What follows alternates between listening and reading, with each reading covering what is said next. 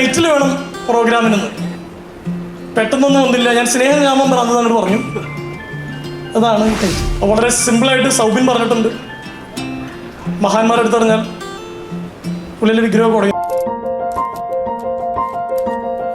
എന്നോട് വിളിച്ചു ചോദിച്ചു ഈ പ്രോഗ്രാമിൽ വരുമ്പോൾ സാർ, ഞാൻ ചോദിച്ചൊരു ഇൻട്രാക്റ്റീവ് സെഷൻ ആണെങ്കിൽ നന്നായിരിക്കും എന്ന് പറഞ്ഞു.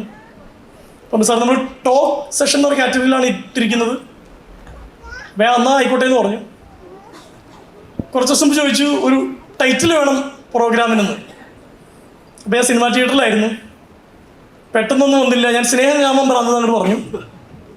അതാണ് ഈ ടൈറ്റിൽ. ഞാനെഴുതിയ ബുക്കിൻ്റെ പേരാണ് സ്നേഹം കാമം ഭ്രാന്ത്.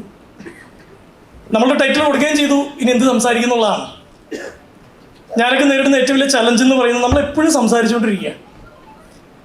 നമ്മളൊരാളെ ഒരുപാട് തവണ കണ്ടാൽ, ഒരുപാട് തവണ കേട്ടാൽ, ഒരുപാട് മനസ്സിലാക്കാൻ ശ്രമിച്ചാൽ നമ്മൾ മെല്ലെ അയാളെ വെറുത്തു തുടങ്ങും. അതങ്ങനെയാണ്. വളരെ സിമ്പിളായിട്ട് സൗബിൻ പറഞ്ഞിട്ടുണ്ട്. മഹാന്മാരെടുത്ത് പറഞ്ഞാൽ ഉള്ളിലെ വിഗ്രഹം കുറയുന്നുള്ളൂ. എനിക്ക് കൂടുതലായിട്ട് ഒന്നും പറയാനുള്ളതെന്നുള്ളതാണ് സത്യം പറഞ്ഞാൽ. കാരണം ഇത് കഴിഞ്ഞിട്ട് ഇപ്പോൾ KLF-ന്റെ ലിറ്ററേച്ചർ ഫെസ്റ്റ് വരുന്നുണ്ട്, നമ്മൾ പുസ്തകം എഴുതുന്നുണ്ട്, ആർജായിട്ട് സംസാരിക്കുന്നുണ്ട്. You have been talking.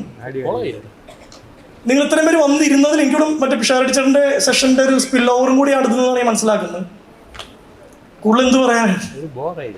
പക്ഷെ ഇന്നും ഇരുന്ന് ഉച്ച വരെ ഇരുന്ന് ഞാൻ പൊതുവെ അങ്ങനെ ടോക്കൊന്നും പ്രിപ്പയർ ചെയ്യാറില്ല. നമുക്കൊരു ഐഡിയ വെച്ചങ്ങ് പറയുകയാണ്. ഇതൊരു സെൻസ് ഓഫ് റെസ്പോൺസിബിലിറ്റി ഉണ്ട്.